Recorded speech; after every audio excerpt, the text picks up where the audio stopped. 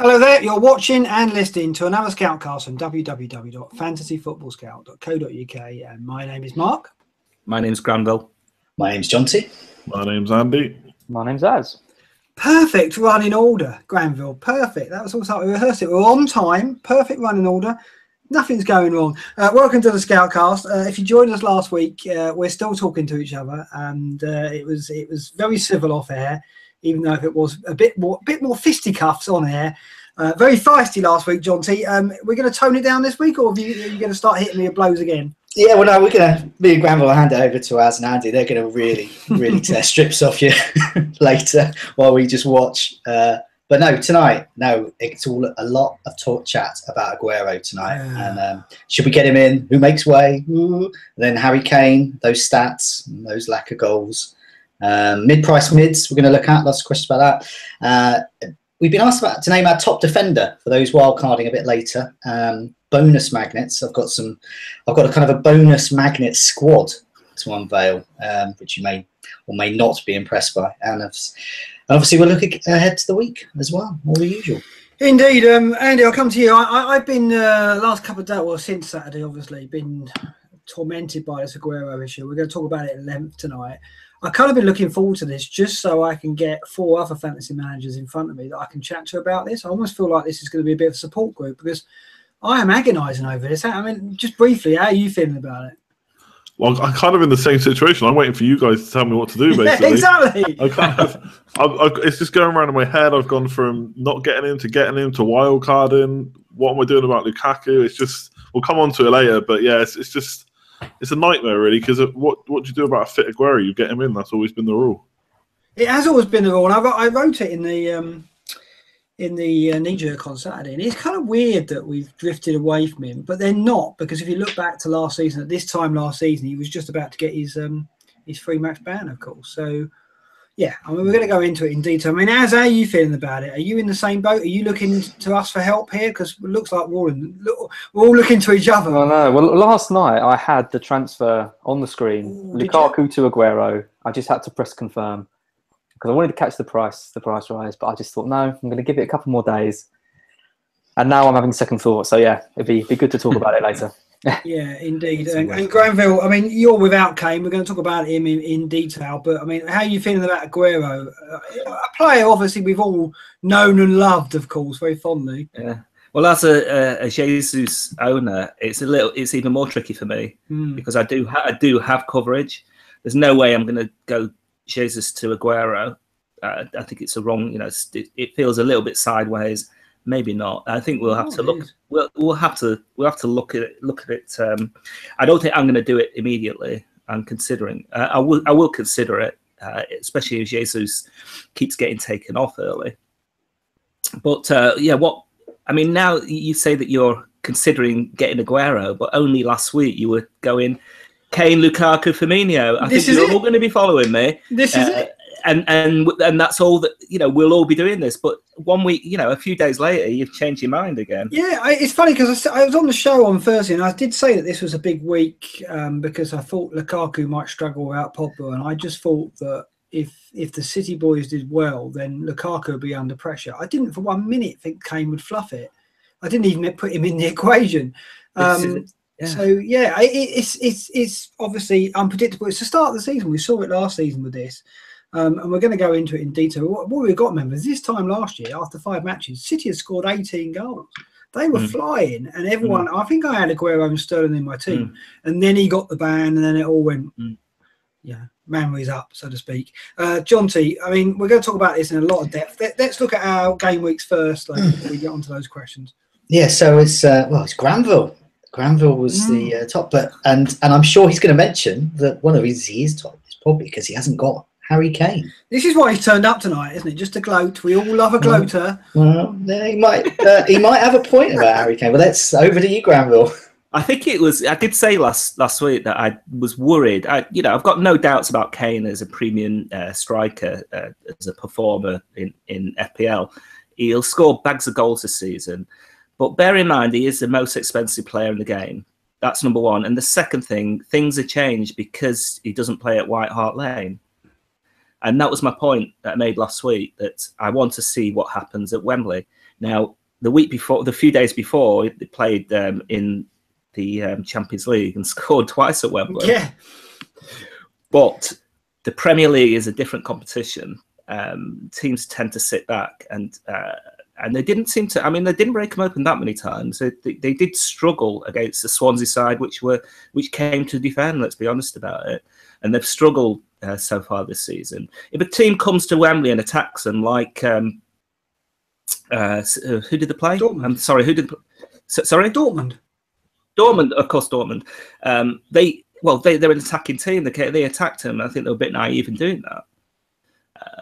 But I have no doubts that Kane is going to perform. But you've got so many other options. I think you've got options which are far cheaper, and maybe they won't cover all his points. But at least with Kane, you've got two midfielders who can cover his points, or at least some of them. I know we've argued about this before, but Ali and Eriksen are there. And you can get, I know last season you had both of those and you covered a lot of Kane's points, because I had Kane last year and you had Ali and Eriksen. Now the tables are turned.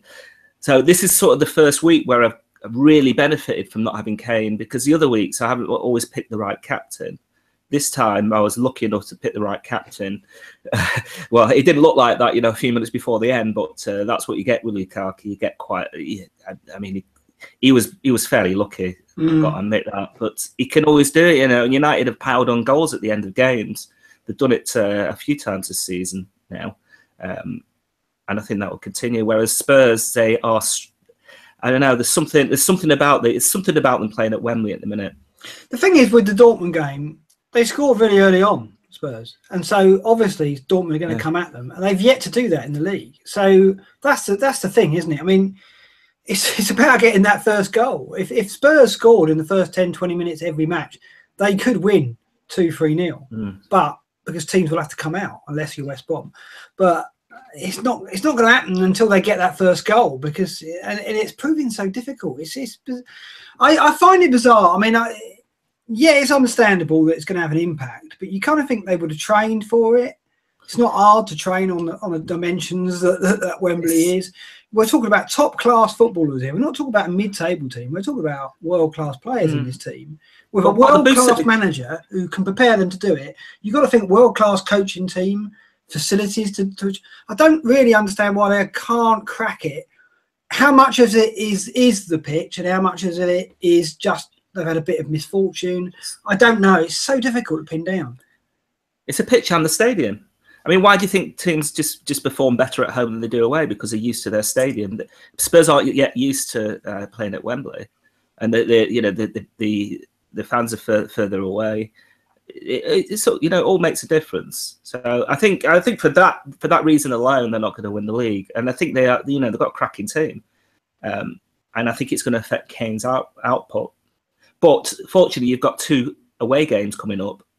Against lower sides in the league, so I think Kane is probably a better prospect this week than he was last week in a way. Don't say that. See, that doesn't help anyone, does it? Andy? Oh, right, you think you're doing the Kane to Aguero? Well, I mean, of course we are. Well, I mean, we're going to talk about it in detail in a moment, but of course, everyone is thinking that either Lukaku or Kane to Aguero. You can't do it any other way, can you? Really? So it's got to be one of those two. So you're not going to stick to your Kane, Lukaku, Firmino. 1 week later, it's gone out the window. Well, no, we're not saying that. I think we're saying you've got to consider it. Of course, everyone in their right mind is considering a City attacker now, haven't they? They've got to be, which is why we've got so many questions on it. You've got Jesus, you're sitting pretty, that's fine. You're the only one of us who has, though. The thing is about Aguero is that it's no surprise that he'll throw in a hat-trick every season and a hat-trick and assist. We all know that. We all know he can do it, yet he's been pretty much ignored. In fact, all the City players have, all the City attackers. And that was what puzzles me, that City went out last week and won 5-0 against Liverpool. And all the talk was about getting 3 Spurs attackers, not about fitting in a City attacker. Well, because obviously the 10 men changed it all. Until the 10 men, Liverpool, I think, were on top. So I don't think City looked, okay, but it capitulated as soon as Mane went off. Anyway, we're going to talk in detail about this. Let's crack on with the game weeks. Who's next on there? It's me. 59. 1 point above average. I mean, generally, apart from Granwell, it was a bit of an average game week for us all, wasn't it? And for many of us. I did notice, though, the Fantasy Football Scout League shot up. Did you see some of the scores at the top of the Fantasy Football Scout League? We're now second in the League of Leagues, which is very early for us to be second. People are getting like 120 points up there. So there's some massive scores. Surprised people on the site were captaining Lukaku. No, they were captaining Aguero. So there's more. Obviously, right, yeah. you know, there's a good proportion of people who don't listen to anything we say, which is fine. But yeah, so we all had an average score. I came in 59. I mean, Sunday saved it for me, really, United. I kind of expected a clean sheet because I didn't see Everton scoring. I hoped for something from Mkhitaryan. I kind of banked on at least a goal for Lukaku. He seems to be able to grind out points. And I know we're going to talk about him later on, but United were dreadful, to be honest. I just thought they were pedestrian again, functional at best, but they just seem to be, are they fitter and stronger in the last 10 minutes than most teams? Because they just seem to just overpower them in the last 10 minutes. And that's exactly what happened again. And yeah, Mkhitaryan got it on the plate, and I was very fortunate to get that goal. So I didn't think he was that good. Didn't think Lukaku was that good. Defensively, they were all right. Bailly looked dodgy again, though. I don't know. United have been quite fortunate. I'm a little bit worried about owning Lukaku and Mkhitaryan as much as I am worried about Ali and Kane, because I think that although they're getting points for me, I've not been that impressed. So, but you got to keep them, I guess, haven't you, on that front? So 59, I'm all right with that. I mean, I want more, obviously, but I think it was a struggle for most of us who were back in Tottenham, particularly Davis and Kane. Who was next, Jonty? Az is next. Got 60, but we got a 4-point hit. So yeah, so all the moves I was considering last week, I didn't do any of them, and all the players who I was considering scored or got a clean sheet. Mendy, Vardy, Mkhitaryan, and I got Ali instead. So and Joselu, who I'm now looking at my team and thinking, why the hell have I got Joselu? He had 3 big chances. And his stats are unreal. Yeah, his stats are unreal. I'm sure there's a goal coming soon. So. Yeah, you hope. Yeah. I hope. Always going to be another Tadic and just all the stats and no product. But I mean, the best thing again was my defence. I got. I mean, the 0-0 Arsenal Chelsea was fantastic for me because I had Kolasinac and Alonso. So that was really nice. But yeah, bang average week, but still managed to drop sort of 400,000 places. So as just on Alonso, I noticed he's going down in ownership already, and a lot of people are getting rid because obviously they're trying to fund the move to a City attacker, and they may well be going Alonso out, Firmino to Aguero or something like that. Because are you worried about it? Because I was saying that when you get Alonso, you've got to lock him in, because every week he doesn't get anything, you're going to be looking at him going, there's 3 million there sitting right there, I could just free up. Yeah, are you feeling that already, or are you going to fight that? I'm fighting it because I mean his next 2 fixtures, Stoke away and City at home, they're tough, and Stoke maybe not so much, but you are. I'm pretty reliant on attacking returns in those games, and he hasn't got any now for a couple of weeks. So I can see why people are shifting him, and there is a bit of temptation for me to shift him for Mendy, but not a complete downgrade. So yeah, it's one of those things. I think as soon as you sell him, he's going to pop up with a couple of goals. So my advice would be just to keep him and ride it out, because he can pick up a clean sheet against Arsenal, which we're not expecting, still get 6 points. Against Stoke, he might concede and score, and still get the same amount of points. I think you've got to stick with him, but I can see why people are freeing up funds. Yeah, it's funny because most of the time, you look at someone like Charlie Daniels and you go, well, I know what fixtures I want him for, so I'll go and get him when his fixtures are good. But with Alonso, you have no idea where his returns are going to come. He got the 2 goals at Spurs, didn't he? So you can't. I think you can't predict it. You have to just treat him as a midfielder. It's a 7 million Chelsea midfielder who's spending loads of time in the penalty area, gets the occasional clean sheet. He's still one of the best value players in the game, in my opinion. So he's not the person that I would recommend losing. You still got him, Granville. You all right with that? You're not getting fidgety at all? No, not at all. I'm in the same league as. I think you just got to keep him for the whole season. I mean, I don't understand. I mean, I understand that people want to put more money into their attack when it's those big hitting strikers that really scoring the goals. But I just think he's being underestimated yet again, especially when someone like Willian, who's not really doing anything, is the same price, but a midfielder. so has less scope to score points. The way I've spent my Kane money, whereas everyone's got Kane, I've spent 2 million less because I've got Jesus instead of him. I've spent that on Alonso because I think that Jesus and Alonso will outscore Kane and a 4.5 million or 4.5 million defender. That's my theory. No, it's fair enough. No, absolutely. Yeah, I mean, the only thing is that it's the captaincy, isn't it? But he's not delivering on that either, as he can at the moment. Okay, who was next? It was Andy, wasn't it? Yeah, 55. Another hit for you. Sorry? A hit for you, though. Yeah, just took some players out, brought some players in. Just got 55. One of those players happened to be Romelu Lukaku, who I decided... Basically, it all came down to Gabbiadini. I had it in my head, Gabbiadini absolutely had to go. I was looking at Joselu and Abraham, and like I said in the Scoutcast last week, I just didn't want to go round and round in circles over that third striker spot, so I thought Firmino was the better option. So to fund that, I had to lose Lukaku. And my theory was that Firmino and Jesus is a better combo than Lukaku and Gabbiadini or Lukaku and Joselu, and I got punished for it straight away, basically. The hit, phrase it how you want, the hit probably was more Bertrand to Davies, which again really screwed me. So I think I lost about 10 or so points this week. But I wouldn't have captained Lukaku anyway, so it wasn't in the world. Am I regretting it now? Absolutely. Because I already knew this before I made the transfer. Lukaku looks like the best captain choice in game week 7. Obviously now part of that regret is Kane blanking. If Kane had scored, then I don't think I'd be regretting it too much.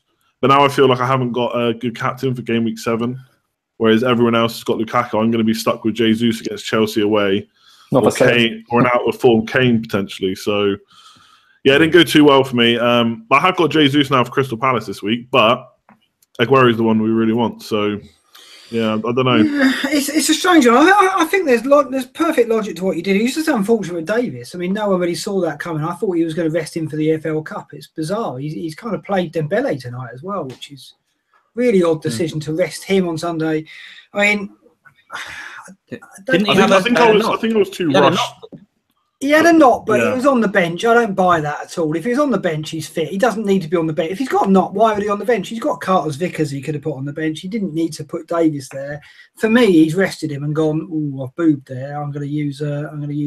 I'll say he had a knock and it's fine. I mean, he probably did have a knock, but he could have played. Otherwise, he wouldn't be on the bench, would he? So, I think it was an odd decision given that Swansea hadn't conceded away from home all season. They'd gone to Southampton, kept the clean sheet.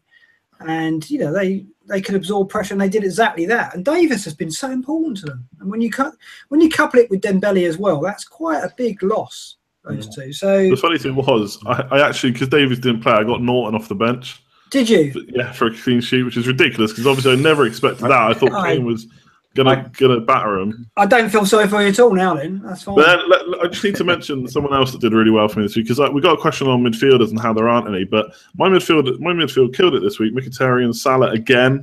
Every time he's played like more than 60 minutes, he's got a double-figure haul.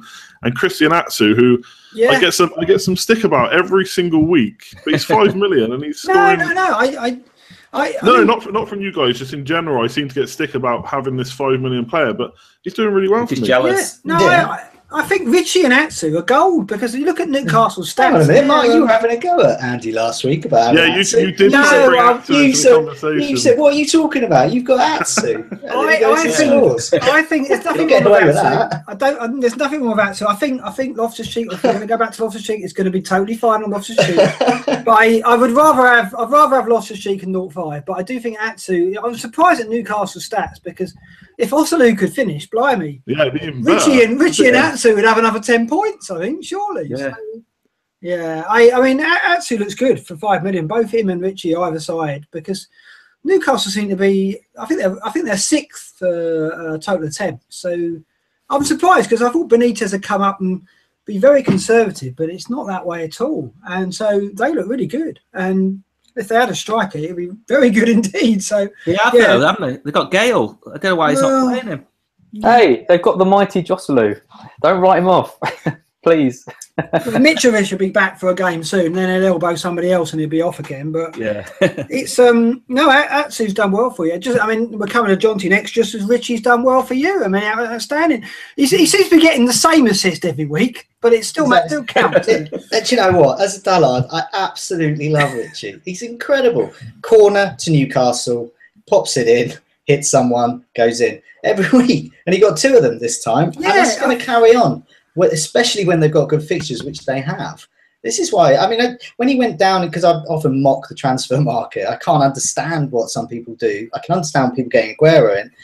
I couldn't understand people getting rid of Matt Ritchie. I could not fathom it. And then, well, they've been punished and good, to be honest. It's a bit odd. I don't like you don't buy Matt Ritchie and go, I expect returns every week, do you? No, but you expect the odd assist every now and again. Yeah. And you do expect, actually, and he's got penalties, so... Yeah, you know, when they get a penalty, then he could be. If he gets an assist and a penalty, then you're looking at a really, really good score.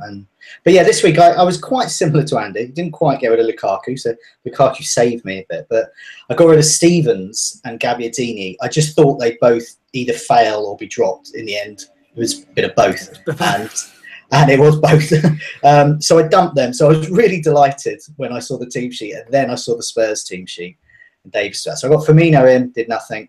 I'm happy with him there, though. It's fine.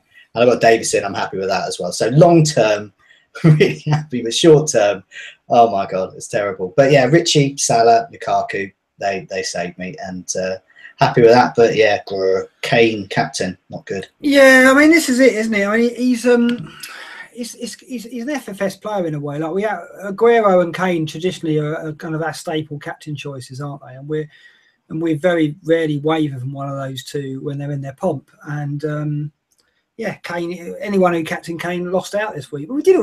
I mean, to get an average score when your captain gets 4 points is not bad. It could have been a lot worse. So luckily, we all had at least one player who carried some of that weight. But yeah, it could have been so much better.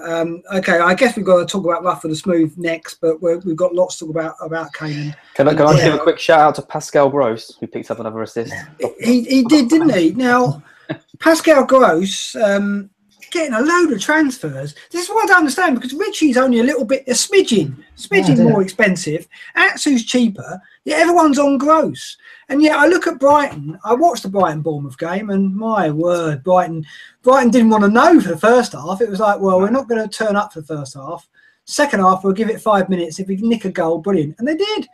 But they've only had 2 big chances all season. So I don't see Gross bringing in huge points, whereas Atsu and Richie I'm more optimistic about. So what are you feeling about him? Well, Granville made a good point. I think it was last year when he was on. He said a lot of people, they don't see a trickle of points. They don't see like a 6-6-6. They just see 18, and then they think, right, he can get 18 points, so he's the one I'm going to go for. And I think that is kind of gross. He's had that one big score, and I don't think, based on Brighton's performances and the tactics and all things, he's never going to hit those heights again. Whereas, as John said, with the penalties and all the crosses he's putting in stuff, Richie looks a better option.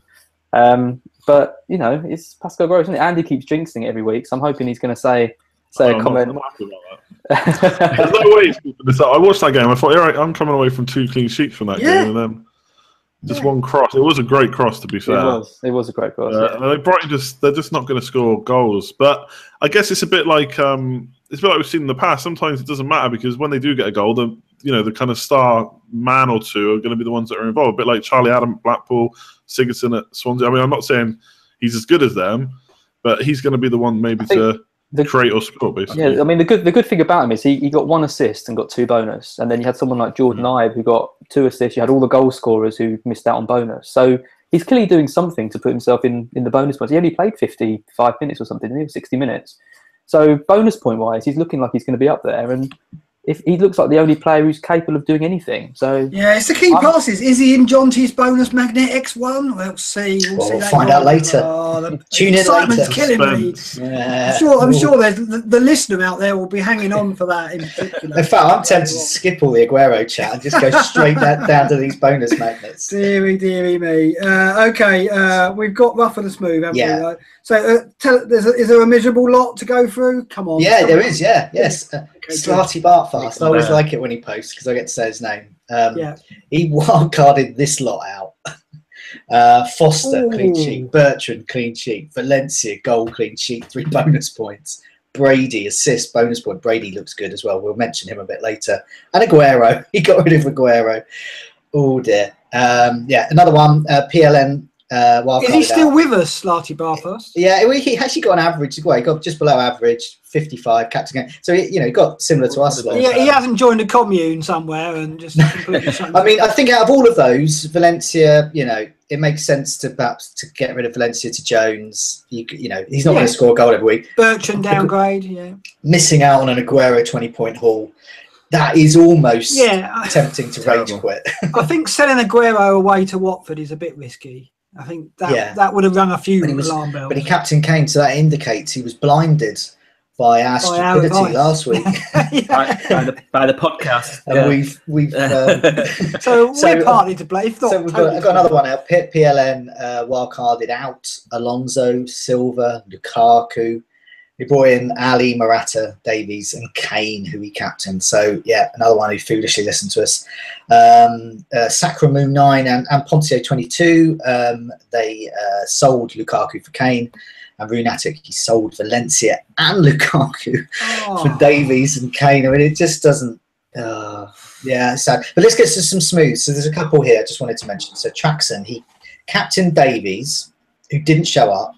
So we got Lukaku was his vice captain. So we got Lukaku's captaincy points, and because Davies didn't show up, Richie came in off his bench.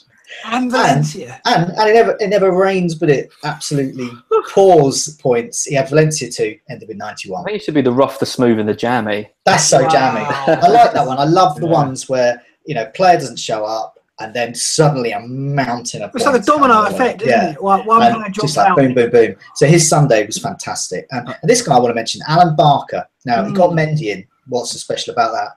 Well, he got 100 points. That's pretty special. But one of the things he's done is all season, he completely ignored the midfield. He didn't want to know. So he's got Richie. I believe Richie is his most expensive midfielder. Gross, Choupo-Moting, Loftus-Cheek, he's got the dream Carroll. Pivot. But he's different to you because he's got the dream pivot. Yeah. But he's backed that up, which is what I've been saying all week to people. He's backed it up with a decent defence rather than that Terence Trent Derby rubbish that you've got. So check out this defence. Like read it in week mark because he's got Alonso, Trippier, Kolasinac, Mendy.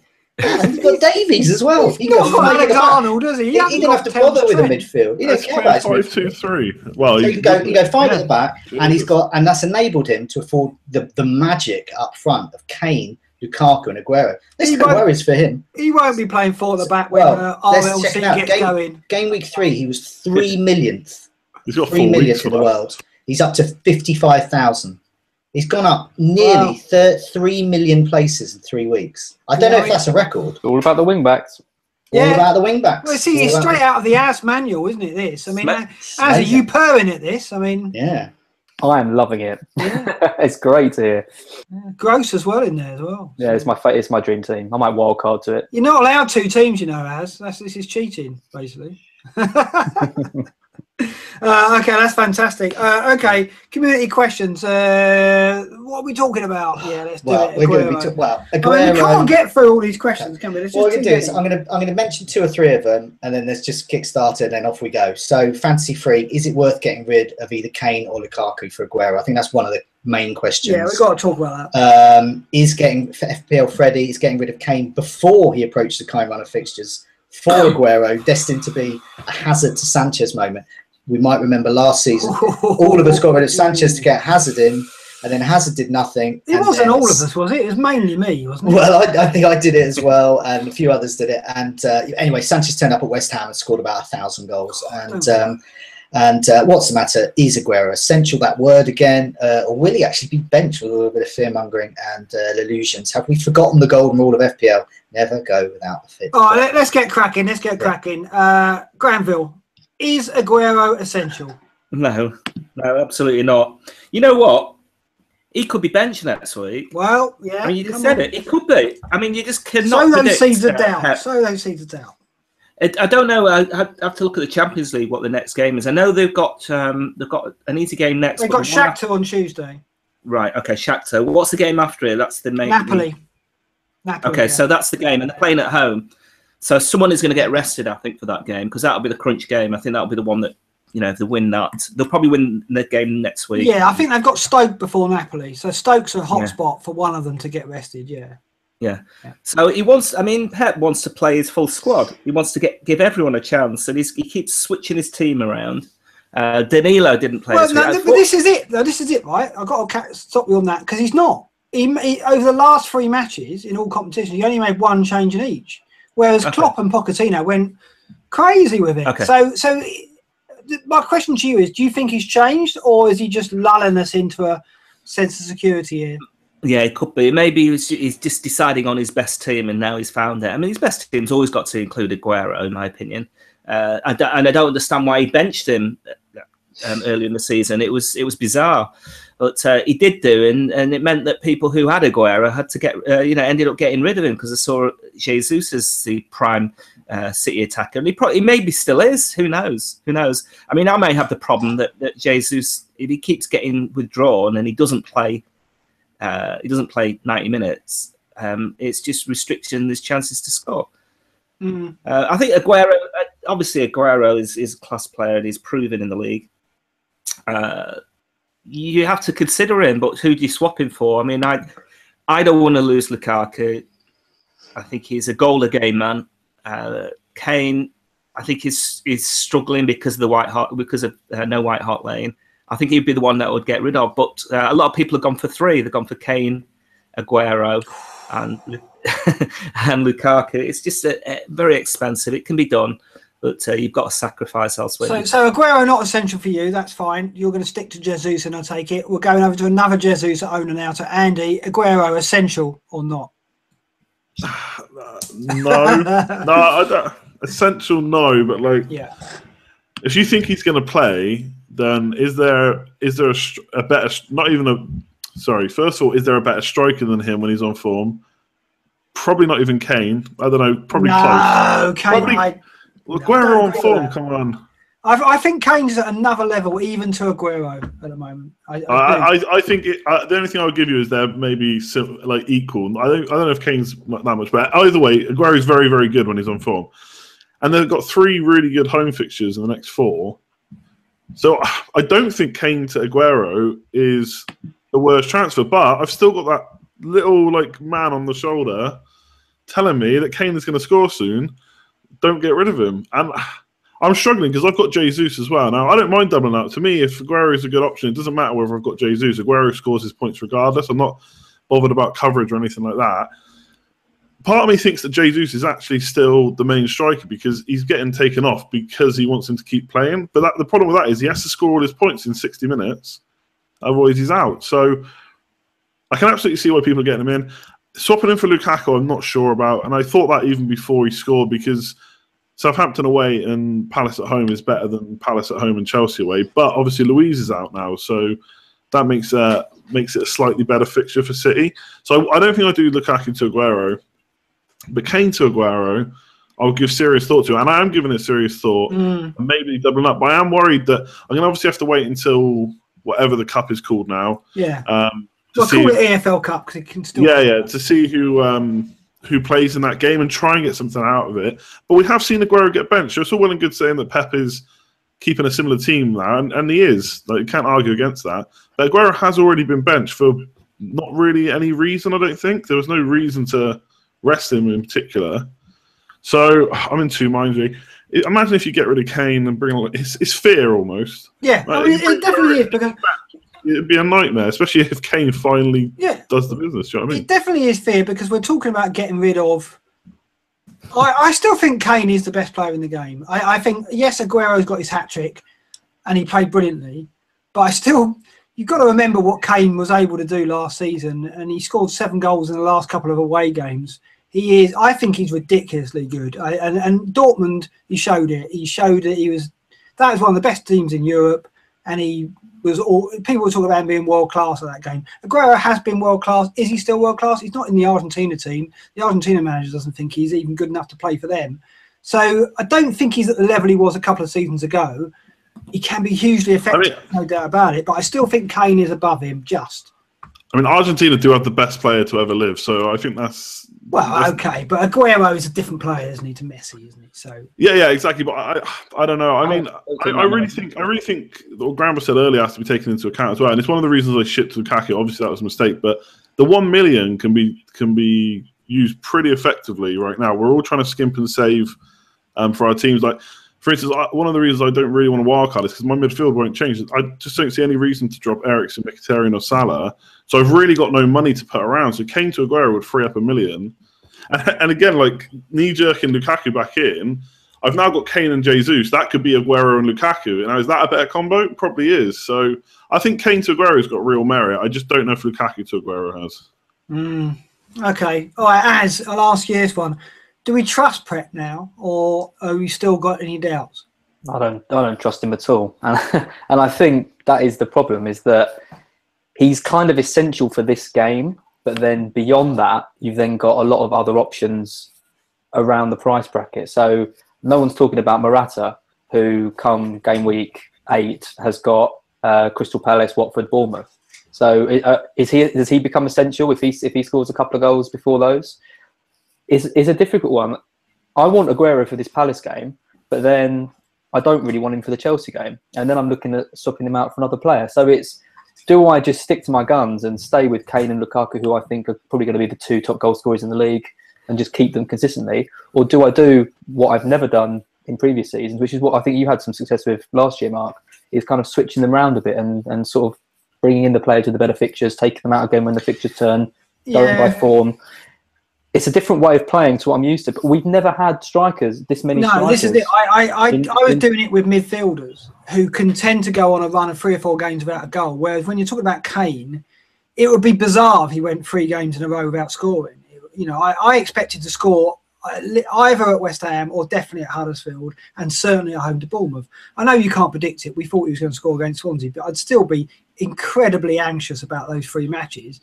I think he's got a couple of goals at least here for those 3 matches. So when I was doing it last year, it wasn't with strikers. It was with Hazard or with Sanchez, and I was looking at fixtures, and those 2 were changing. Sanchez was changing positions, and there was other factors that made it a little bit easier. Yeah. This is harder. And I think we're in a bit of trouble because we're not being given a chance to monitor anyone, because they're all the fixtures are all coming at all the good fixtures are coming at the same time.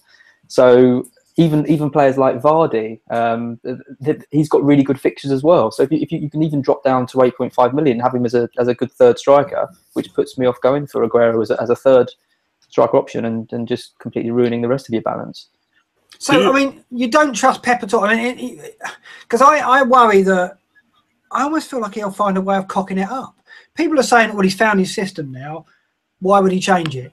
I just think he wants to. He will do it because he can, because he's Pep. Sorry, Andy, you were going to say there. So. No, I was actually going to ask, like, kind of for all of you, a question is, like we're saying, worried about Kane going mad. Can we, if we get rid of him, can we get him back? But maybe not a question for you, Mark, but for everyone else who's still got their wild card, is it maybe worth a risk to get him in for these 3 out of 4 home games? And if it does go wrong, like, I mean, Kane's already 12.5 million. People are going to struggle to get him in, I think, if they're not got their wild card. And obviously, wild cards don't affect the price rises anyway. So he's not likely to skyrocket super fast if he does well. And we got a wild card in our back pocket. Is it maybe worth the risk to get an inform Aguero, just a wild card Kane back in if he does go mad? Is that an option? John T, you haven't spoken about it, right? It's not. I don't particularly think of it like that long term. I don't have that same mentality about it, about my wild card. I think if Aguero is indeed essential, if people think he is, I don't think you should worry about whether you've got a wild card or not. I don't think you should worry about taking a hit or 2 hits, get a -8 to get him in. If he's going to be that good, people think he's going to be that good, do a -8 and get him in.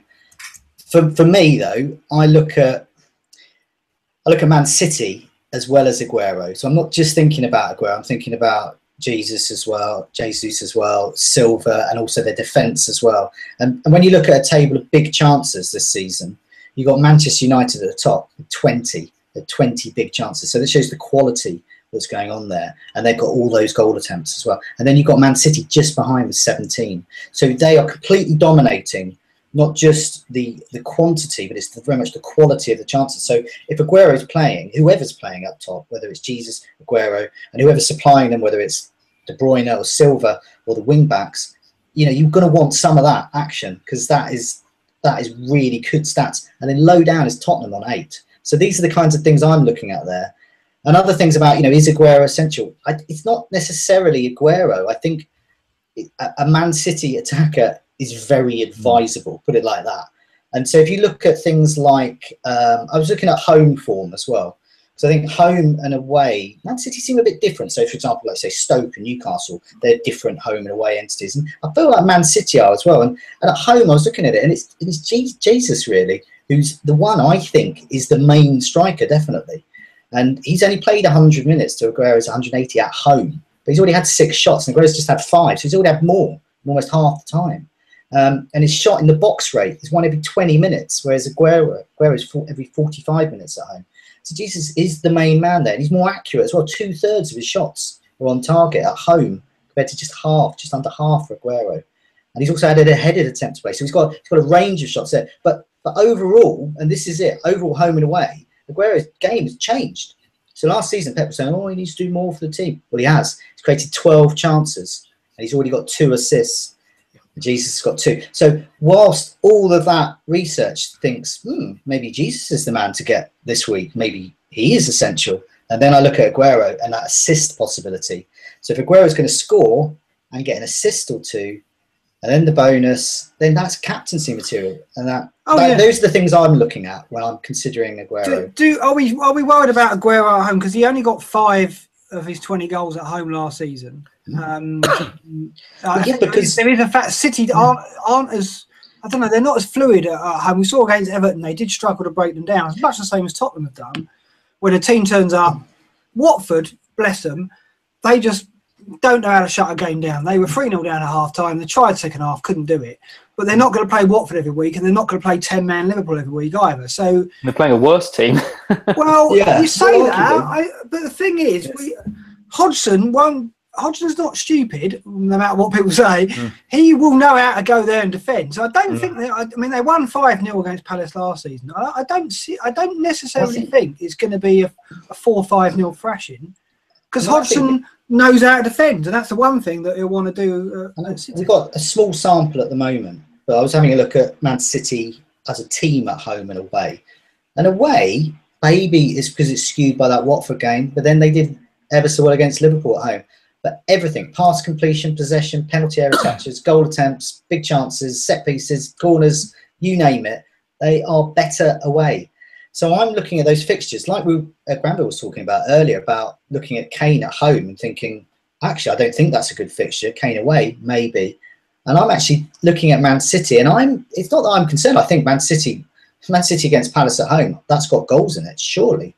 But I just think in terms of looking at them in terms of, wow, must have them, I might be a bit more inclined to think that if Aguero had a nice, easy away game, rather than a nice, easy home game, before a Champions League game and before they encounter Chelsea. Yeah, the other factor I'm looking at is City are the only team out of these big strikers who've got 2 strikers. You look at Lukaku and Kane, and it's them or nothing. So all the big chances that are being created, the majority go to Lukaku or Kane, right? Whereas City are obviously going to share the big chances. They're going to share the goals between the 2 of them. Is that a factor? Does that worry us at all? Yeah, no, this is why I was looking at Jesus and Aguero. I was looking at, because I think it's really important with Man City. You do have to compare. And it's not about coverage. It's not like always Jesus coverage for Aguero. At home, so far, he is the main man in terms of the striker. And Aguero's the creative one there, who's also going to chip in with some goals, clearly, because he's Aguero. So these are the things you need to consider. But you're right, with Kane, it's Kane. And Llorente will come in towards the end. With Lukaku, it's Lukaku. And he's playing all of the matches. Yeah, it's very tricky. Sorry, Andy, go on. Yeah, I was just to say, Kane's actually had less big chances than both of them, though. So you could almost argue that they're both better options than Kane, regardless of whether they're going to share goals. Now, are they going to score 5 or 6 every week? No.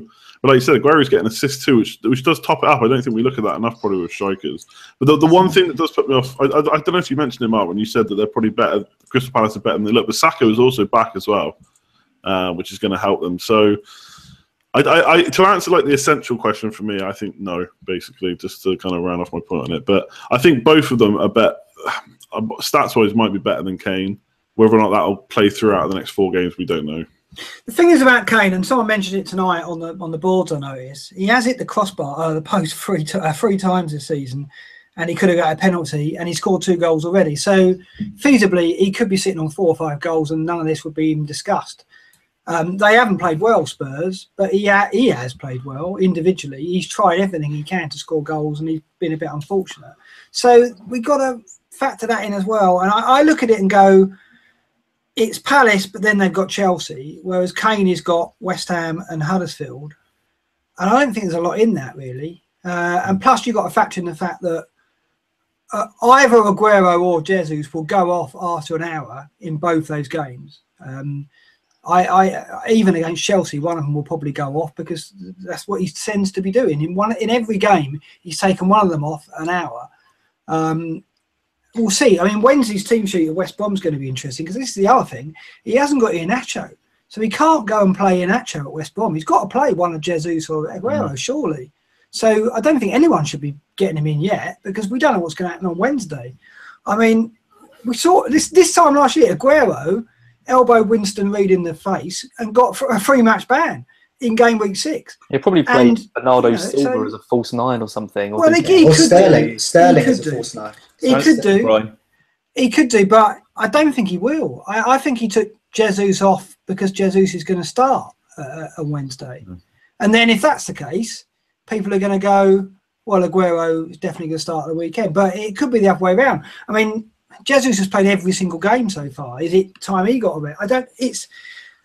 The thing is, I still don't trust Pep, even though I look at his last matches and go, yeah, he hasn't made many changes. As I said to you, he does some bizarre things. You look at his last season and he made some decisions I just couldn't see any sense in. And I sometimes wonder if he does it just to go, oh, look how clever I am. Look, I can win a match. And it's not, I don't know if it is arrogance, but sometimes he makes decisions. I think, where's the logic behind this? So I worry a little bit about it as well. So I've wavered from being on that button, like Az says, to now I'm thinking, no, I'm going to leave it.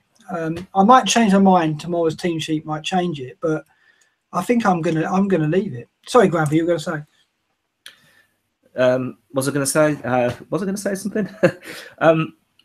No, I kind of agree that just Pep hasn't. He's just unpredictable. So what do you do? I mean, Aguero's the only one who's been dropped, though. I mean, Jesus has started every game, hasn't he? Yeah. All right. Okay. So if anyone's going to be dropped for a game, it'd be Aguero. But if any player is going to be taken off early, I think it's more likely to be Jesus. I think that's the way to look at it. Also, Jesus is cheaper, so he'll open up an option somewhere else. But it's something to monitor. I mean, I can't switch Jesus to Aguero. I think it'd be a silly move because we just don't know. We just don't know at the time. I tell you what, is it just me, or is it when you've got one of these players or a player who's prone to being subbed off, when it gets to 60, 70 minutes and you know there's activity down the line, do you start feeling sick in the pit of your stomach when the ball goes up? I hate it. And funny enough, I had that feeling for the Spurs game because I had Davis like all of us had transferred him in, but I had a Ghazi who had already got a clean sheet, so I knew that if Davis had come on, late on, then I'd lose that 6 points, which should be the auto sub. So I was actually felt a little bit sick towards the end because I knew Spurs still had one sub left. But he didn't use it for some reason. I don't think he used it anyway. But it was just coming to that last few minutes. I thought, please don't bring on Davis. Please don't. He didn't. Yeah, I mean, and this is it. When you buy either Aguero or Jesus, you're watching Man City, and regardless of the scoreline, when it gets to like 65 minutes, you're like, what the ball's going to go up soon and something's going to change, and I do really hope it's not my. And Lukaku and Kane, you haven't got that. They're on to the very end normally. Lukaku just seems to get all his goals in the last 5 minutes, so it's a good job. So it's a weird one.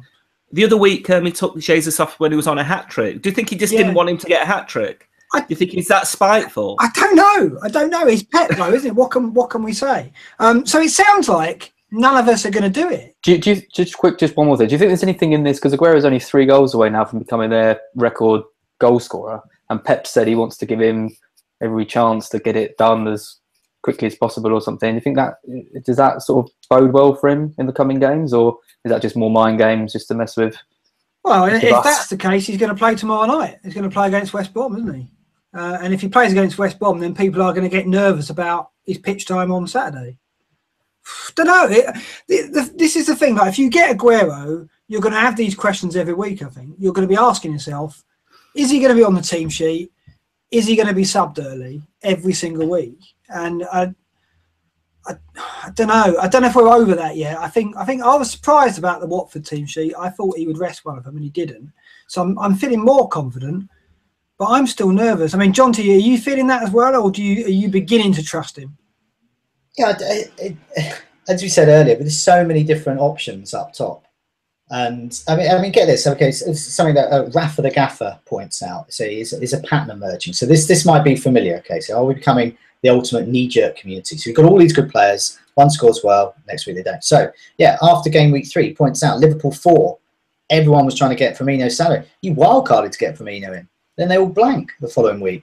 And then Spurs turn it on against Everton, game week 4. Everyone says get Kane and Eriksen, Davies in. Well, look what happened there. Last week, Man City scores 6. Everyone's going mad for Aguero. Jesus, Walker, Mendy. What's going to happen? I mean, is a pattern emerging there? And I think that's what people are looking at. So one of the things I think a lot of people are asking really is if you think you need to get Aguero, who do you get rid of? And as FPL Freddie said, he's getting rid of Kane. Foolish, considering that good run as well. And Urbox asked, when will Harry come good? So a lot of people are just really concerned. And we keep banding around all the time about Harry Kane's amazing stats. But as Andy mentioned earlier about Aguero and Jesus, they're doing really well in terms of big chances. In fact, Lukaku has had 9. So this is real quality here. And then Kane's low down at 4. He's had less than half as Lukaku. So for me, Lukaku to Aguero is an absolute no-no. Lukaku is just FPL gold.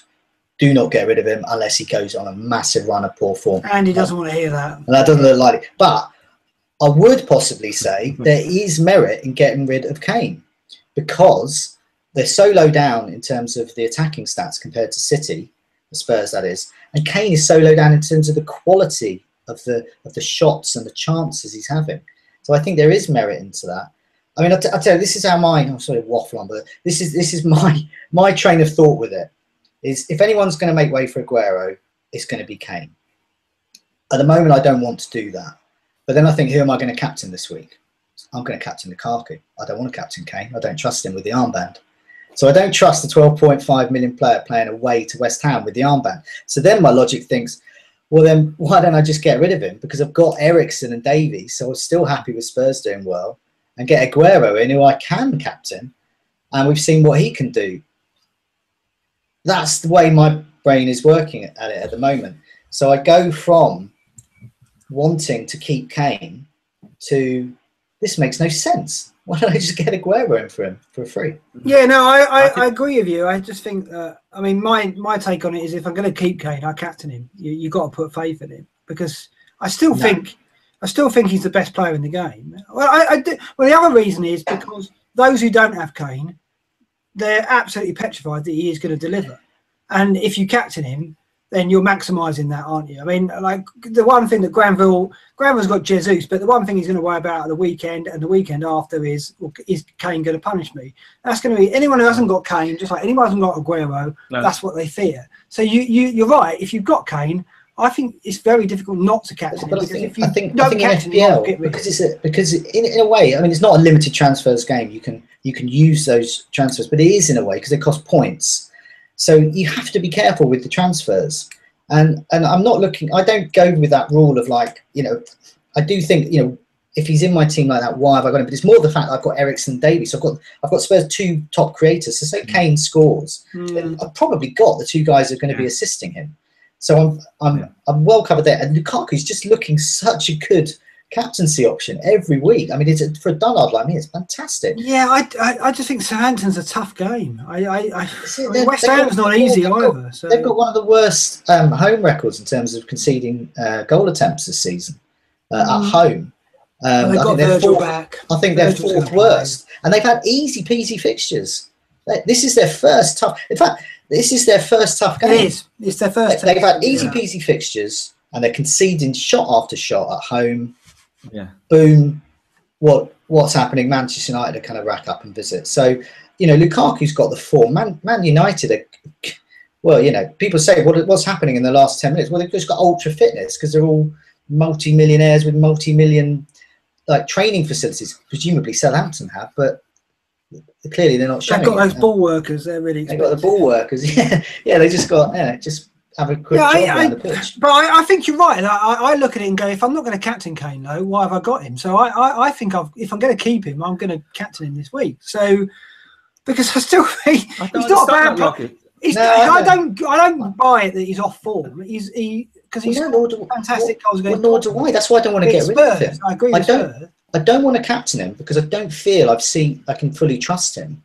Really, but we do know that he did it away at Everton.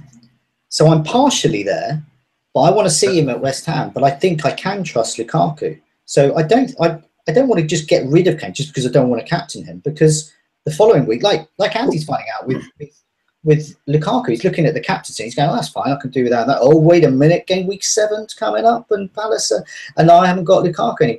That is the way, and that's how I would be if I got rid of Kane. It is another factor we haven't chatted about: penalties. Lukaku's not on penalties, by the sounds of it. Is that a worry, Andy? You think? I mean, you haven't got him, so did that cheer you up a bit? I mean, it's a benefit if you don't own him. Of course, it's one less way he's got to score goals. But this is a guy that scored 25 goals or something last year without penalties. So, he's in a better team now. He's getting the chances. We're creating the chances for him. I don't think it's a massive draw. I don't even think Man United got that many penalties last year, and we don't really have the likes of Salah and Mane to win them. We've got slow people like Mata. Mkhitaryan's a bit quicker, but he's not Mane and Salah. So I don't think it's a huge worry, to be honest, right now. Okay. Not for me. Yeah, I can't, like Johnny said, game week 7, he's the main captain choice, I think.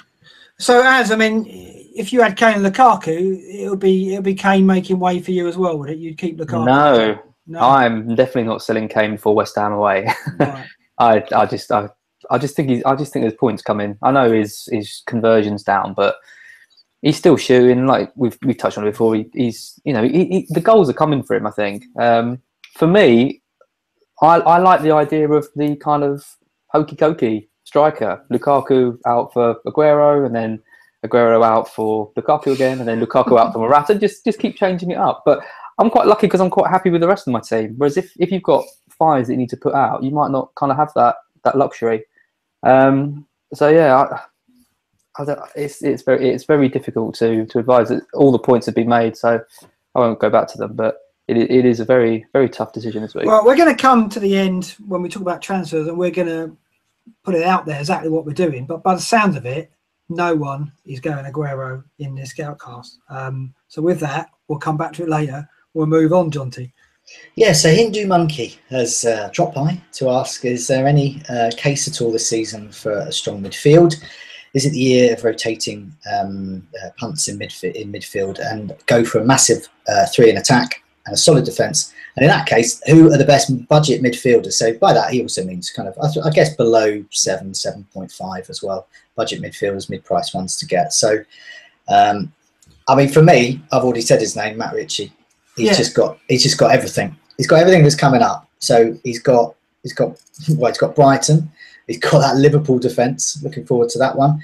Southampton away, Crystal Palace at home, Burnley away. All really reasonable fixtures there, and I think he'll just chip away with everything. And he's going to go up in price. So get him now while you can.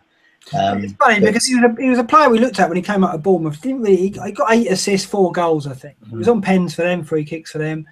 But Newcastle just seemed to have more about him. So it's working. I don't know if he'll sustain it. He won't keep this rate up, will he? But he'll do all right for his price, 5.9, ridiculous. Yeah. But don't forget, Atsu's got exactly the same fixtures as Ritchie. So I'm in Andy's camp here. I think for $1 million, for less money, for $5 million, you can't go wrong. I think they're both good options. The only slight worry is that Atsu was rested post international break, and we have an international break coming up. So he comes back game week 8 for Southampton away. So there's a big risk that Atsu won't play or start for Southampton away, whereas Richie will. So that's my Richie speech. So I mean, are you going to change your midfield setup? Or are you going to stick? Is Moy going to get downgraded, or are you going to stick with that? I'm going to wildcard probably next international break. I just feel my team will get to that point. I think game week 8's got a really good fixture shift coming up. It's traditionally the more lucrative time for money, and I will mix it up a bit. I'm not keen. If I went your route of the double pivot, the 4.5, I would feel the need to go 4 at the back, or at least give myself the option of 4 at the back. As this weekend showed, I hate playing 4 defenders because I want goals to happen. I don't want to wish for nothing to happen. Like the Brighton Bournemouth game was horrible to watch. I had a defender in each, two teams that weren't that great, and no clean sheet. It's just horrible there. I'd have much preferred to have owned Gross or have one of the cheap Bournemouth midfielders to play there. So that's just the way I like to play. So I kind of like the structure I've got, and I'm looking at a player like. So I've got Firmino at the moment. I'm looking at Vardy there. So my third striker is still going to be that 8.5-ish. I like the look of Leicester's fixtures around there. So that's how I'm looking at it. But yeah, I'm looking at players like Richie, and I think maybe another one like that. So another one, perhaps people might mention, is Brady. There's another interesting one there.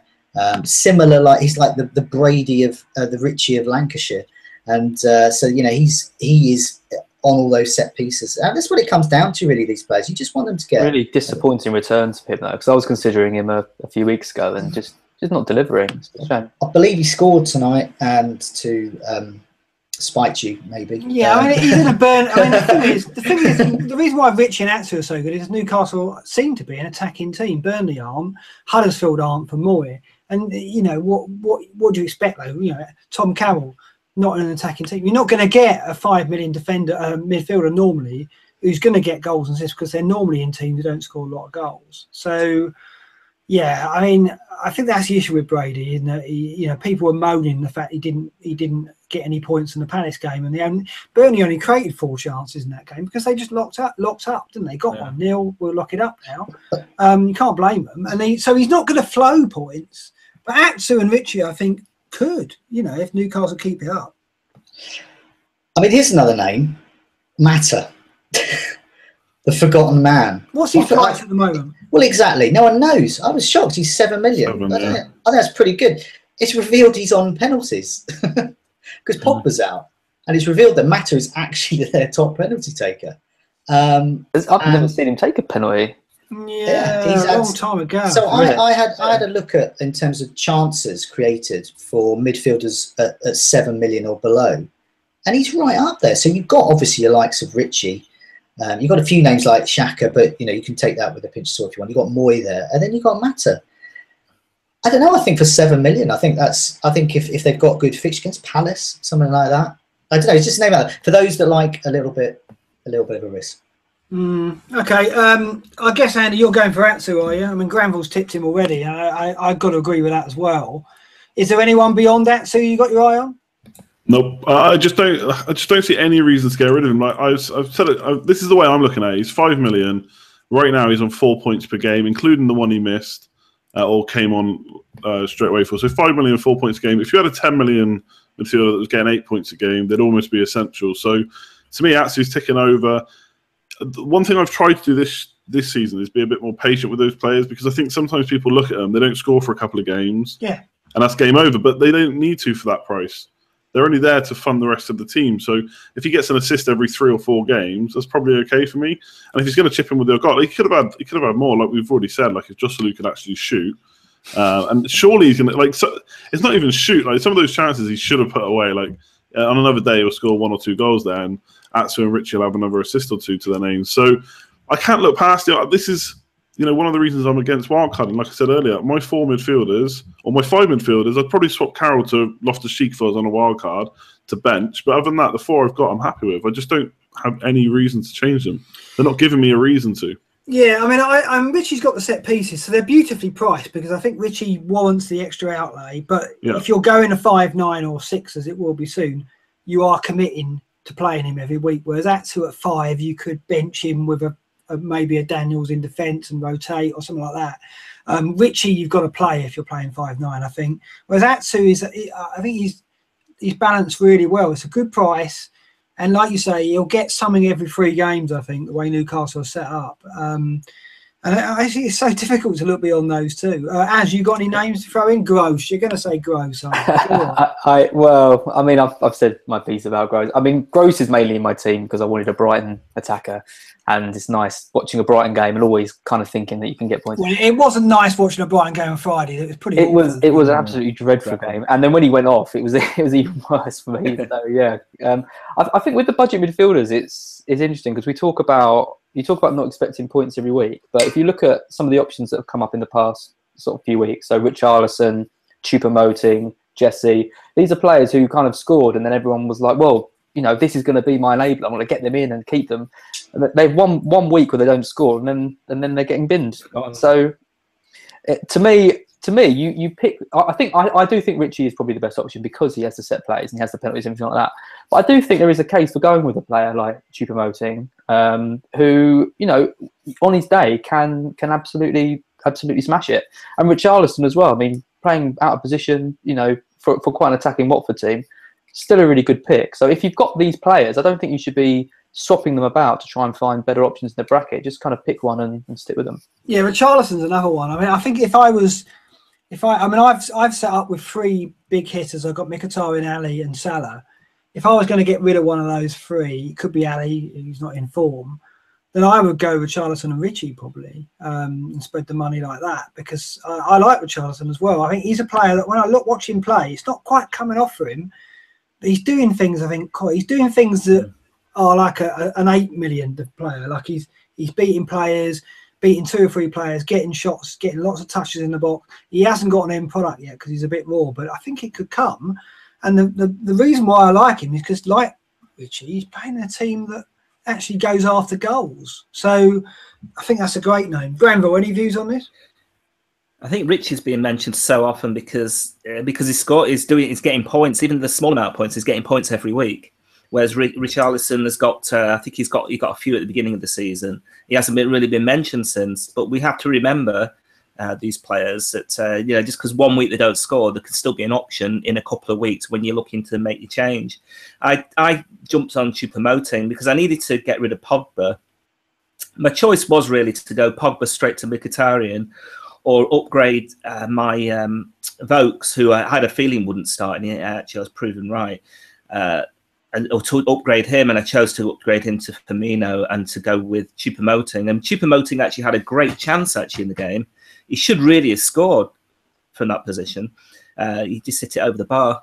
But one other, can I just mention, because John T mentioned Mata, and I think Mata's good because he's starting, but can I just give a big call out to a player who isn't starting but seems to be getting lots of points, and that's Anthony Martial, who's somehow he's got 3 goals this season and an assist, and he's played 27 minutes. I took him out of our draft team a few weeks ago. he just keeps scoring. It's just incredible how he comes. I mean, come on for 2 minutes and scored a goal. Yeah, he's got players. Martial and Rashford was terrible at the weekend, I thought. Yeah. Rashford is the anti-Lukaku points because so many times he's shouting, he's head down, pass it. He won't. Whereas Martial does, and he's just a kid. I think Martial's a little bit more mature, and I think he will start games, but does he need? He doesn't need to start games to score goals. I mean, and at 8 million, you wouldn't put him in your team because you know he's not. You know he's going to be a big doubt, but at the same time, you know, a sort of a low risk game, sort of, you know, like draft games where you've got a number of players who can bench. That might be a better suit for someone like Martial. No, good shout. Okay, at this point, I've got to mention Loftus-Cheek. Played a blind at the weekend. Didn't get me anything, of course, and he'll probably have a lot of games like that. But he did play well again. I do think that he could be much more than a 4-5, but he's in a poor Palace team. That's the trouble. Yeah, how many chances did he set up again?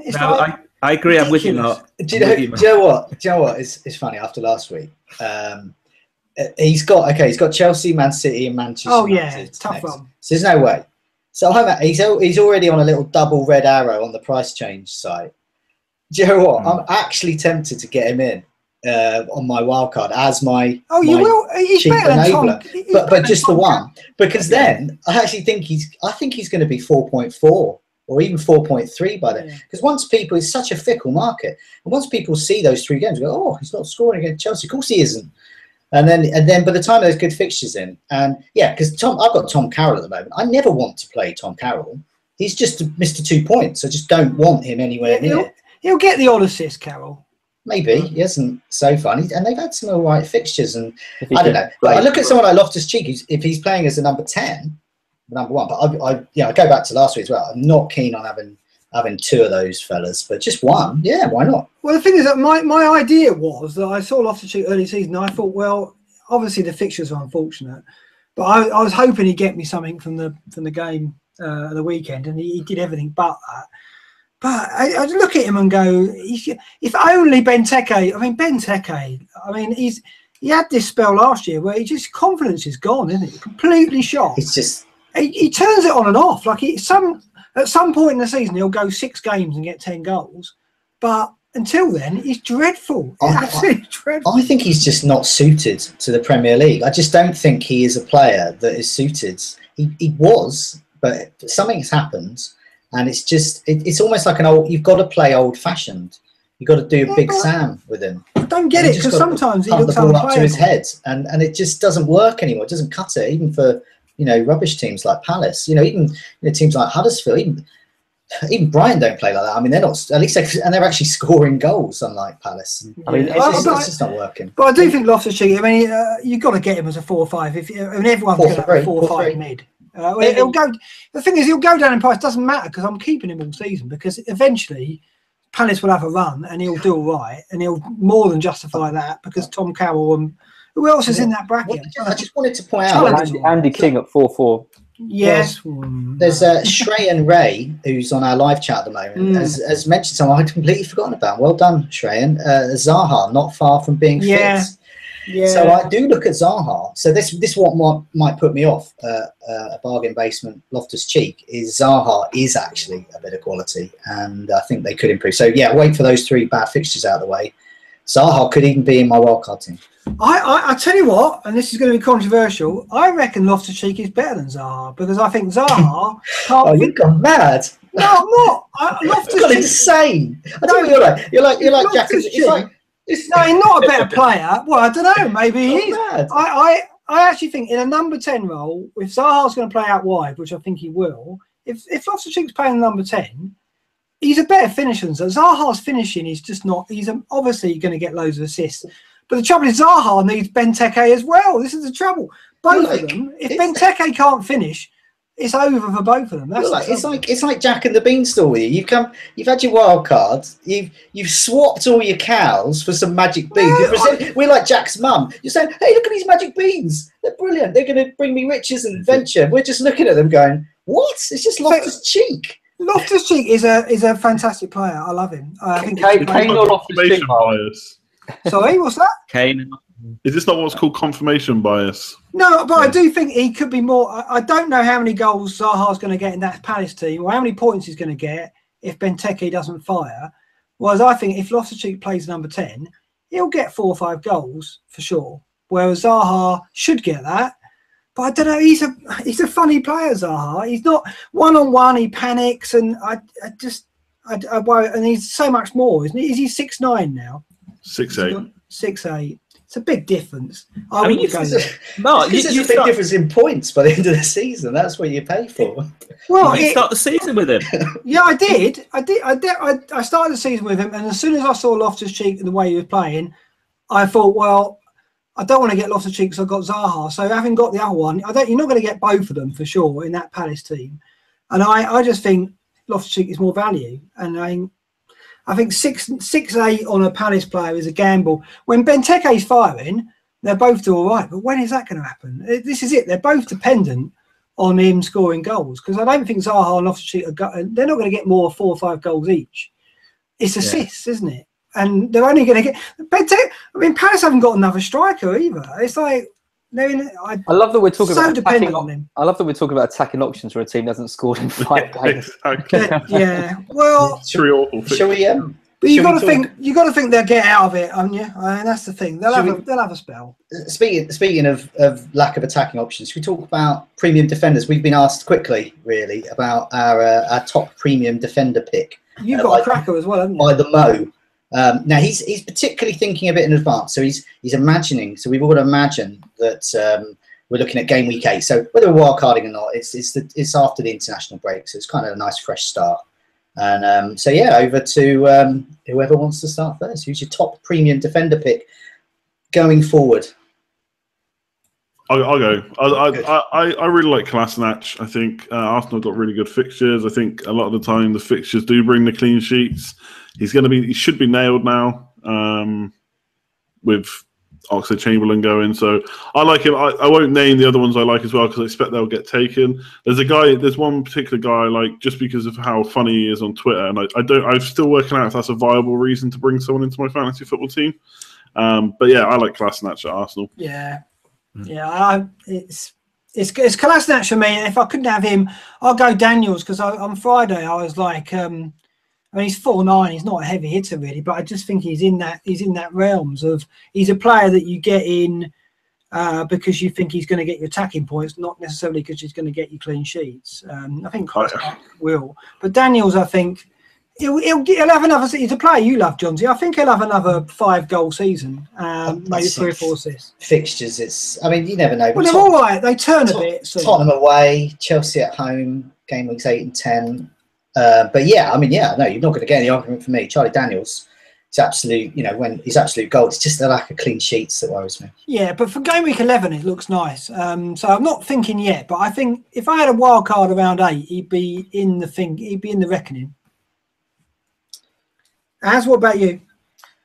Well, we haven't mentioned him, but what about that goal from Valencia at the weekend? I mean, that was some strike, wasn't it? But he's not even in my top 5 sort of defenders, I don't think.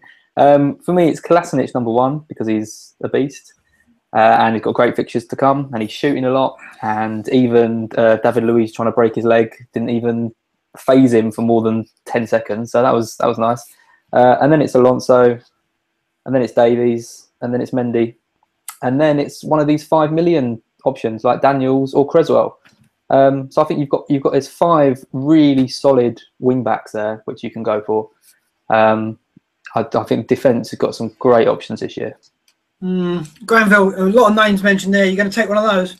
Well, I started with Alonso, Kolasinac, and Danilo. What's his name? Danilo. So I started off with 3 premium defenders. And I want to at least keep 2 with 2 of these big win backs, and so I think I'm going to keep Alonso for quite a long time. We'll see what happens when it comes to a wild card, but I've got no plans at all in losing him. I know his fixtures are a bit dodgy coming. His short-term fixtures are a bit dodgy, but the other players I'm looking at, I'm thinking, well, maybe I do need a City fullback. I mean, Danilo, there was always a risk that he was going to start being benched, and that happened at the weekend. Unfortunately, I got rid of him just before. But I'm looking actually. Do you think Otamendi is an option? I mean, he's had 7 shots this season, which seems to have increased his presence he's in the up box. to threat. Yeah, and I think that he's got the nod ahead. If Company comes back, I do think that he's got the nod ahead of Stones. I just do. I think. But maybe he'll just play with Stones, and it will be Company who. I mean, really, I don't think Company should be starting if he's going to disrupt the team that much. Mendy, well, he hasn't quite. I mean, he's only just started, hasn't he? The last 2 games, so I think we'd have to see with him. I mean, he looks very attacking. I have to say that he could be quality really if he. Starts getting the assists and the goals. But I think at the minute I just have to say Alonso because he does turn it on against the big teams as well. So I'll stick with him. Johnsy, got any other names? Yeah, well, my one is Gary Cahill. Now, that's the dullard selection. I know, but people wouldn't have noticed that he's 6.3. So I think that's really cheap. Considering he scored 6 goals last season. and all those clean sheets. He got a clean sheet against Arsenal, and guess what? He got a bonus point as well. And this is what we're coming back to. He's the Richie of defence. It's that steady, slow bit of points. And we also know he's got goals in him. So when Gary Cahill gets a clean sheet and a goal, he's going to get the bonus as well. You're looking at a 12 to 15 point return there from a player. So I just think for the Chelsea defence, I just think the Chelsea defence sums you up, John C. It's brilliant. That sums you I've up, gone full Dullard this season. I was going to go for the far more interesting Aspilicueta, but I decided to go for the utterly dull Gary Cahill. I think he's great. I just think he's a great fantasy option. He has been for years as well. Yeah. Here's another name for you, Serge Aurier. What do you think? Because he looks very attacking as well. When he nails his starts for Spurs, do we think we're going to look at him over Davies?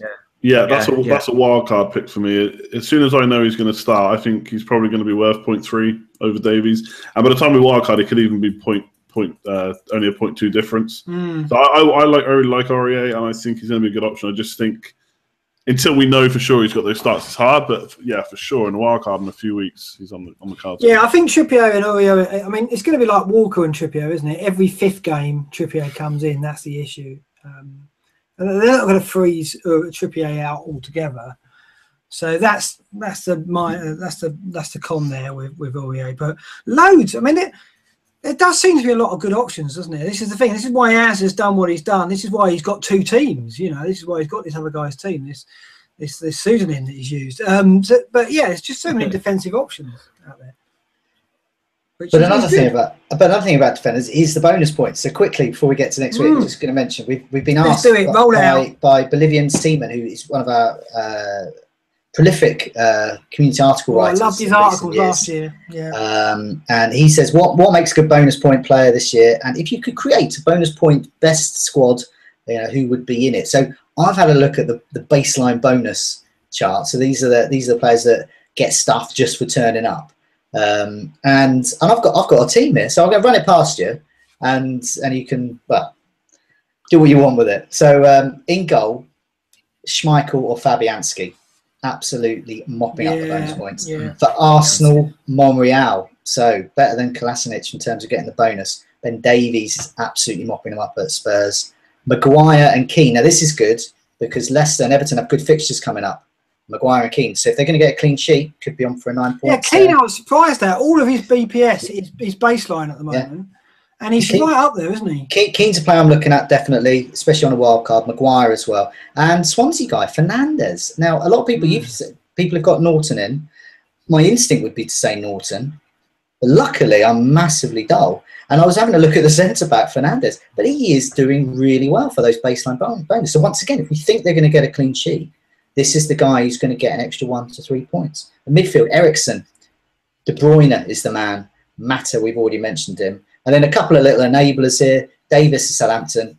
I wouldn't recommend anyone get him in, but I'm just mentioning him. And Moy there, once again, wouldn't necessarily say. But that's just showing you, turning up, they get baseline bonus. And up front, Firmino is your man. Vardy is doing really well. Yeah. And Vardy's a player I'm looking at on my wildcard team.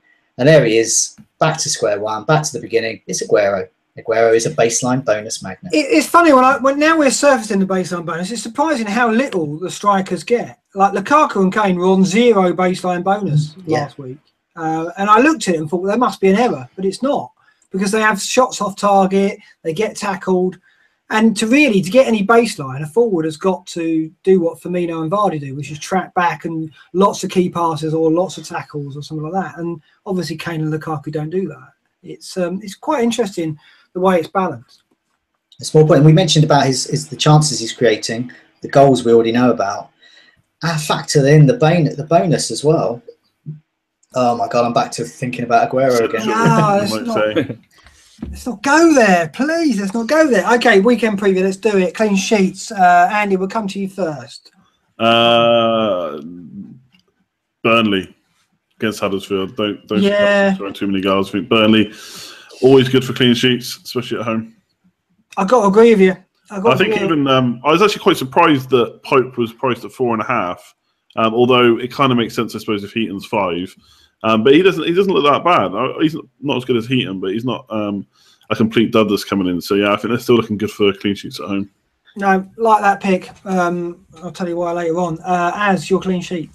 I'll go for Man City, who are playing against a team who haven't scored in 5 games. And What about Ruben's threat from the number 10 role? Are you completely discounting that? I think they'll be all right dealing with him. Yeah, no, I think City. They've kept a couple of clean sheets already. They've got some of the best defensive stats. I can't see a Roy Hodgson team scoring against them. No, I think it's fair enough. It's looking a bit skinny elsewhere, though. We'll come to you next, Jonty. I think Everton. I think the thing about Everton is they've had really bad fixtures, and everyone's looking at them going, "Oh, they played awful." And I think they played really well against City, and I think they're up against Bournemouth. They've got a good run coming up. I just think that's tailor-made for 1-0 Rooney. Granville? Yeah, I was thinking about it with Bournemouth. They didn't look like they were going to score, did they, against Brighton until that I came on. They looked really poor. I don't know what it is. They were just passing the ball out around. Like King and Defoe have no relationship whatsoever. But before it was just. But the ball wasn't really getting to them. I mean, King doesn't look like the player he was last season at all. Bizarre, isn't it? No, and they were just passing the ball around for passing's sake. I didn't think they were ever going to score, but when I came on, he changed the game.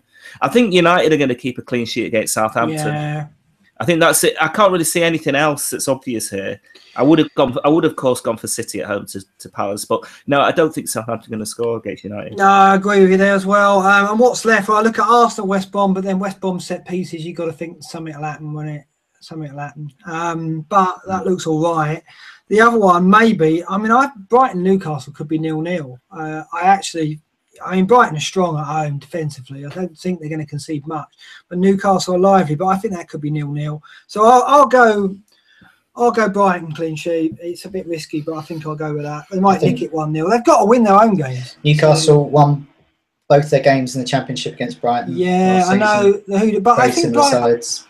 I think Brighton will fancy it. So it'll be. I don't think there'll be too many goals in that game. I don't think either team are that open. It'll be very cautious game. Be interested to see how that one pans out. Be a good watch on Sunday. It doesn't look good on paper, but I think it will be. Believe it. Come on, Andy. Jinx gross. Come on. Yeah. Okay. Fancy on a miss. Let's do it, Andy. You fancy on a miss? Yeah, I think he's just hopefully started. Was that Okazaki didn't have a knock or anything last week, and he actually just started, right? He scored tonight. Yeah, he scored tonight, but I think Ian actually came in last week. I think I don't really want to back Liverpool for a clean sheet there. I think Leicester will score. So obviously Vardy's the obvious man, but I'm going to go in Nacho as the risk there, home to Liverpool. As your fancy on this? So my wing back paid off last week when I went for Mendy. So go for another wing back because I love them so much. So I'll go for Creswell. I knew that was coming. Spurs? Against Spurs, yeah. He's creating chances. He's on corners. He's got big Andy Carroll to aim at. So he might nick an assist or two. You're going to just totally discount the obvious Harry Kane hat-trick that's coming up, obviously. Yeah, well, he doesn't need clean sheets, old. No. 36 crosses in 2 games? Ridiculous. Yeah, unreal. Jonty? I'm going to go for Mata. Mentioned him before. Mentioned him twice. I think if you mention him a number of times. Penalties. Candyman. Against an awful side and those baseline bonus. You don't fancy Southampton at all, do you? No, I'm really pleased. I'm really pleased I got rid of Gabbiadini and Stevens, and I'm probably looking at getting one of their defenders back again in a few weeks, but obviously not against Manchester United. I think their defence is still really good and strong. Just waiting for it to settle and Van Dijk to get back. And Granville. Yeah, it's the same as I'm going for Martial. Yeah, and actually, there is a reason. There is another reason here because 2 years ago I went to Southampton United. And it was his debut, or I think it was his debut. It was his first game that he played, and he scored twice in that game. And I had him, I think I had him as captain. It was a couple of seasons ago. So I won't forget. I haven't forgotten that, and I think he's actually going to start this time. And I think he's going to. Yeah, I think there's every chance. And if he's on penalties when Matt's off the field, then he's got every chance. I was going to go Martial, but you've had him, and that's fair enough. I'm going to go in with a Swansea defender, but I'm going to go with Carlos tonight. I think that he's got enough of a return on him very soon. And Swansea aren't as strong at home as they are away defensively, it seems, which is worrying. I'm going to start Norton, but to counter it, to sit on the fence, I'll go with Carlson as my fancy on risk. I just think that he's been a bit unfortunate recently not to get any points. And people are selling him, but I think that he's going to be all right. I think he's going to be the the rival to Richie in that bracket. Okay, let's talk about captains and transfers. I'll go first. I'm not doing Aguero. If I was, it would be Kane to Aguero, but I don't think I'm going to do it. But it might change tomorrow night if Aguero doesn't start and it looks like he's going to get 90 minutes against Palace. I might yet change, but at the moment I'm sticking with it. Will I make a transfer? What I might do is spank my transfer to give myself 2 in case that turns out to be a disaster. If I was making a transfer, I will get Tarkowski in for Burnley. I do think that they're going to keep a clean sheet. They've got good home fixtures, and that gives me a nice little rotation. And Me's about to go down in price, but he's been about to go down in price for about 4 weeks. Whereas Tarkowski's winning a lot more headers, and he's topping in for BPS. So I'm going to go for him if I make a transfer. Captain will be Kane if I'm keeping him. Yeah, I just think, like Jonty said, I think it's difficult not to captain him if you got him. It doesn't feel right. So that's I'm just thinking with Ben Mee, are you influenced by the fact his price is going down? Because I was just looking at attacking defenders. His shots in the box. He's had 7. More. He's had more than any other defender in the whole of the Premier League. Yes, but I just think BPS Tarkowski's got the edge. He got the bonus the other against Palace. And I think in a clean sheet, Tarkowski will get it. And I don't think there's any reason why Tarkowski can't be a threat at set pieces. I think he's had 4 shots, and he wins. He's won more headers than any other defender, so he should be a threat as well. He hasn't had any, as far as I can see. Okay, well, I still think he's. And I'm going right down to 2 here, so he's had less than Ben 2. Mee for goals, though. I don't see Ben Mee getting 4 or 5 goals in the season. I'm set on Tarkowski if I'm going to go for one, just because I think he's got the edge on bonus. And as I say, he's in the box with me. As far as I know, there's no reason why it's just falling to me at the moment. I don't necessarily think that Mee is a greater goal threat than Tarkowski, full stop. I just think that that's the way it's falling. Andy, your captain and transfers. Yeah, I think realistically, I'm not going to wildcard, and I don't know if I can pull the trigger on Kane to Aguero either. So I could bank it. I think I'm going to be like most boring after you saying about Daniels. I'm looking at getting rid of him. Kind of had enough of Bournemouth at the moment, and the fixtures aren't great either. So I'm looking at Daniels to Jones. I think Southampton's a clean sheet. I think Crystal Palace is a clean sheet. Matic is just an absolute baller. Like, he's just everywhere on that pitch, forward, back. He's just stopping everything. And we've got arguably the best goalie in the world at the back. So we already know Phil Jones is great value. He's still only 5'1", he's not risen again. So I'm thinking Daniels to Jones. And captain-wise, I want to captain Jesus because it's the better fixture. I don't know if I've got the balls to take it off Kane, though. And I'm just worried that Jesus is going to get taken off. I think long-term, I don't think I'm going to have Jesus that long. Till maybe game week 8 wildcard. But yeah, Jesus captain potentially, and Daniels to Jones in the most boring transfer ever. Interesting moves. As well, I'll be like you, watching the lineups tomorrow night pretty closely, and I'm pretty certain I'll be taking Lukaku out for either Jesus or Aguero, with the idea of bringing back Lukaku for Palace the week after. So playing a bit of hokey cokey. So we'll see how that goes. Gutsy. I mean, Granville doesn't fancy that at all, and I don't think Jonty's going to either when it comes to it. Wow. Okay. That's. I mean, it's difficult, isn't it? I mean, this is it. It is a roulette wheel, really. When you're talking about a striker, a heavy hitter making way. Like I said to you earlier in the show, when I was doing it midfielders, it felt I could get away with it. Lukaku and Kane, it's tough. I'm a little bit tempted to captain someone a bit different as well. Maybe go for Ali because he's going to play the whole game, or maybe even go for Kolasinac. But yeah, go on, Jonty. I always say that, and then I always go for the safe one. Wow, I mean, Jonty Archdallard is surely going to not be able to follow that, is he? Oh well, yeah, no. I'm not. I think I look at my defence. I look at what's the weak link. I'm going to play Davies and Mee this week. I think I've got 2 good defenders there. I don't really fancy Sutton. I've got like Andy, I'm not keen on my Bournemouth defender, Nathan Aké. And so I think I'm going to do the same move as Andy, actually. I'm going to get rid of my Bournemouth defender, Jones.